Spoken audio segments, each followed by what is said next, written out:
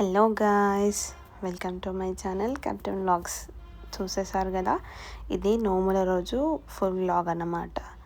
So రథం పెట్టుకునే కింద మంచిగా అలుక్కొని జాజుతో అలిగి ముగ్గేసుకొని రథానికి కూడా టోటల్ పసుపుతో అలుక్కొని కుంకుమ పసుపు బియ్యం పిండితో కూడా అలంకరించాలంట.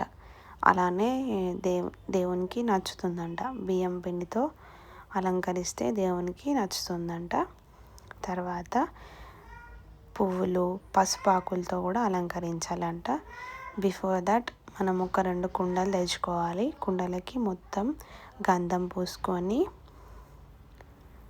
పసుపు కుంకుమతో అలంకరించుకోవాలి కుండలను కూడా. వాటికి పసుపు కంకణము పువ్వులు అన్నీ కట్టుకొని ఈ ఉసుక గంగలో నుంచి తీసుకురావాలంట. ఫ్రెష్ ఉసుక తీసుకొచ్చి ఆ కుండలు ఏవైతే ఉన్నాయో అవి పొందడానికి కోసం అని చెప్పేసి ఇవి ఉసుక తీసుకొస్తారట. ఉసుకల కుండలు పొందడానికి కోసం ఆ ఉసుకే యూస్ చేస్తారంట.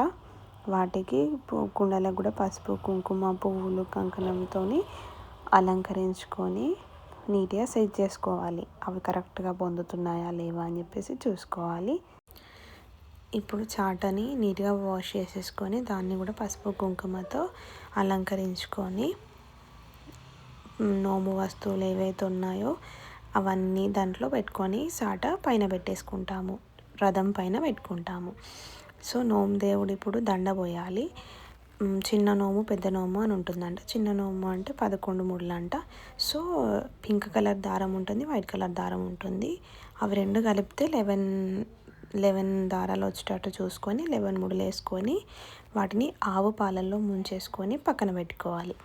ఇప్పుడు ఆ కుండలలో పసుపు కుంకుమ వేసేసుకొని నోము వస్తువులు పోక ఖర్జూర చిట్టి పూసలు అనేమో ఇస్తారంట, అవన్నీ వేసేసుకొని బెల్లప్పాలు చేస్తారు. ఫ్రూట్స్ అమ్మవారికి ఏమేమి సమర్పించాలనుకుంటామో 5వ తనంగా అన్నీ పెట్టుకోవచ్చు. చాట్లో గాజులు కనుములు తమలపాకులు గౌరమ్మ చేసేసుకొని పెట్టేసుకొని వస్త్రం వేసేసుకొని పెట్టుకుంటాము. సో అవి దారాలు పాలలో ముంచి చాట్లో ఎండబెడతారు. సో నెక్స్ట్ డే మళ్ళీ కుండలో వేసేసుకొని పెట్టేసుకుంటారు. ఇది నెక్స్ట్ డే నైట్ కొబ్బరికాయలు కొట్టేసుకొని పూజ చేసేసుకుంటారు. నెక్స్ట్ డే ఏంటి అంటే దేవుని కదిలించడం అన్నట్టు. కదిలించేస్తే so that it completes end అయిపోతుంది అన్నమాట పూజ.